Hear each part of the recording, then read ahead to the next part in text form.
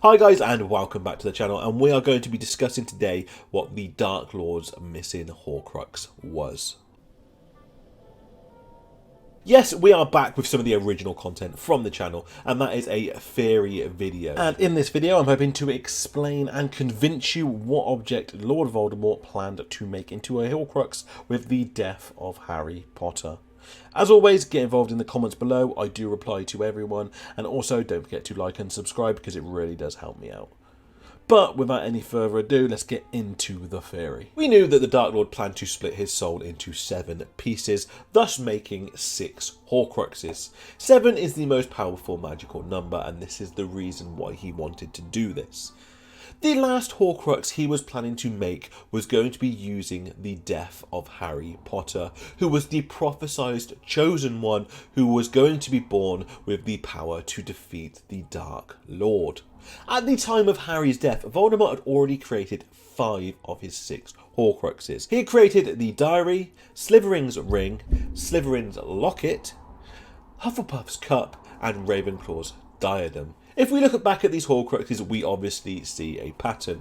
Initially, the diary was made as a bit of an experiment, but he also left within it the power to open the Chamber of Secrets. But from then on, there is a trend that seems to go along with the Horcruxes.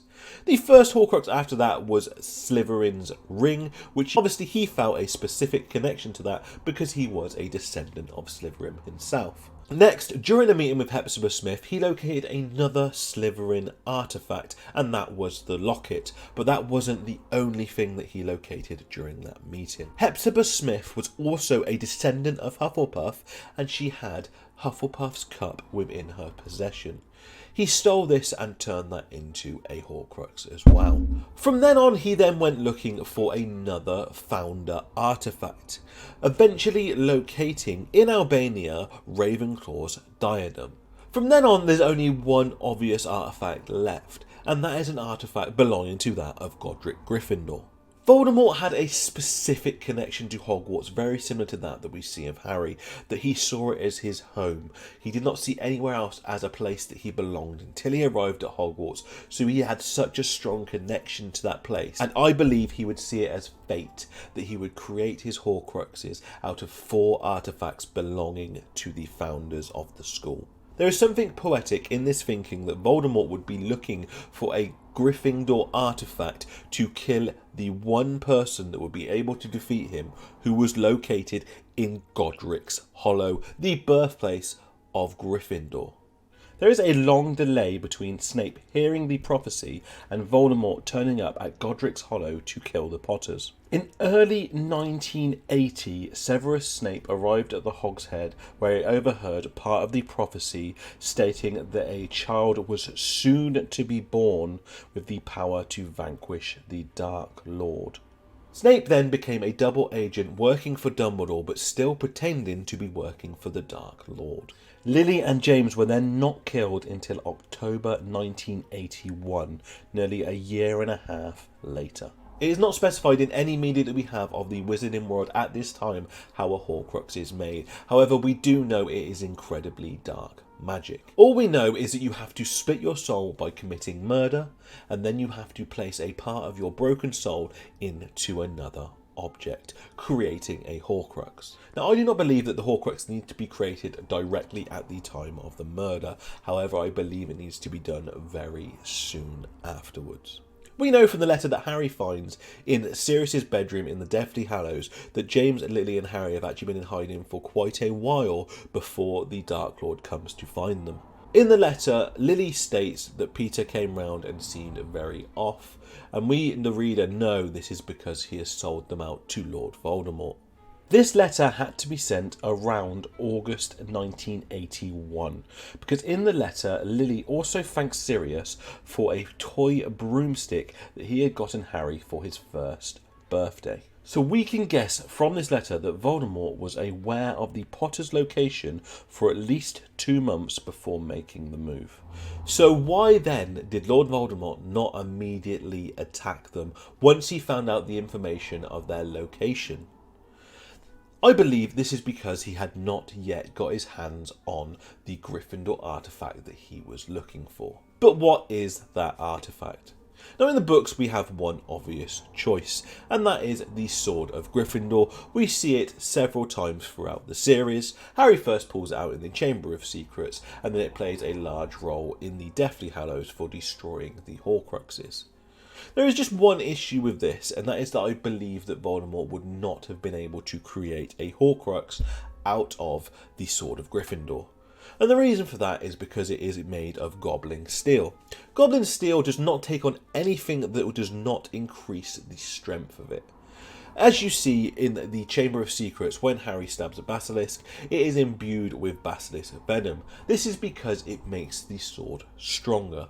I do not believe placing a piece of soul in the sword would be classed as making it stronger. If anything, it would make it a target. For this reason, I believe the Sword of Gryffindor would have rejected any Horcrux that Lord Voldemort tried to place inside it. There is actually another Gryffindor artifact that we know is mentioned several times throughout the series, although if you missed one line you might not know it belongs to Gryffindor. And that is the Sorting Hat. In Harry's 4th year, when attending the sorting ceremony, the Hat sings a song. One of the lines in this song goes as follows. Don't worry, I won't sing it for you. While still alive, they did divide their favourites from the throng. Yet how to pick the worthy ones when they were dead and gone? 'Twas Gryffindor who found a way, he whipped me off his head. The founders put some brains in me so I could choose instead. From this line, we know that the hat actually belonged to Godric Gryffindor, as he whipped it off his head and created the sorting hat from it. This means that this is a Gryffindor artifact, and I believe that Lord Voldemort would know this too. So this then adds to the explanation as to why Lord Voldemort was waiting for a specific time to be able to kill Harry. He was waiting to have access to the sorting hat. So, now I ask, what happened at the beginning of September 1981, just 2 months prior to the death of Lily and James and the fall of the Dark Lord? Severus Snape, the Dark Lord's servant, started working at Hogwarts School of Witchcraft and Wizardry as the potions teacher. Voldemort gave Severus Snape a couple of months to allow himself to be integrated into the school and become trusted by Albus Dumbledore. After that, he then created the plan to go kill Harry and then meet with Severus Snape to create a Horcrux out of Godric Gryffindor's hat, the Sorting Hat. It is perfect how this matches up with the time frame. As soon as Snape starts, he gives them a little bit of time to be able to action a plan himself, and then they can meet up and create a Horcrux. Also, this Horcrux has so much more possibilities within the wizarding world itself. As we've seen previously, Voldemort doesn't just want to make his Horcruxes things that he can hide. He has created the diary, which allows somebody else to open the Chamber of Secrets while being possessed by a younger version of himself. He also created the locket, which I believe he put a curse on, so that anybody who was near it became in a worse mood and became angry, as we see with Ron, Harry and Hermione in the Deathly Hallows. He also put a curse on the ring, so that anybody who wore it would be infected with the curse as they came to destroy it. This is ultimately what was going to kill Dumbledore and allow Dumbledore to take the steps to make Severus kill him. Voldemort doesn't just create Horcruxes, he weaponizes them. So now I ask you, what better place there would be to have a Horcrux other than inside the Sorting Hat? Lord Voldemort, however brief a period of time it would be, would have access to the brain of every single wizarding child in the country. Let that sink in. We do not know what magic created the Sorting Hat. There could even be ways that Lord Voldemort could use this power to influence the minds of children. Sorting Hat can also somehow see the future of these children play out because he knows what house they deserve to be in. Look at Neville. He put Neville in Gryffindor because he saw in the future Neville was going to be that brave person we see in the Deathly Hallows. Voldemort could influence the future of children by having a piece of his soul in the Sorting Hat. He could look at people's futures and see who is going to be the most powerful and direct them down the path of Slytherin with people that are like-minded to him. I personally believe that when Voldemort was looking for a Gryffindor artifact, the Sorting Hat would have been the most perfect choice. So there you have it, guys. That is my theory on the missing Horcrux. Let me know what you think of my theory down below in the comments, and also let me know if you think that Gryffindor's sword would have been a better Horcrux. If you haven't checked out any of my previous videos, I have done other theories. I've explained the third floor corridor trapdoor, and I've also gone into who was the best choice for the secret keeper. I will link these up above. I've also just done a series where I have recast the Harry Potter movies as a fictional series with current actors.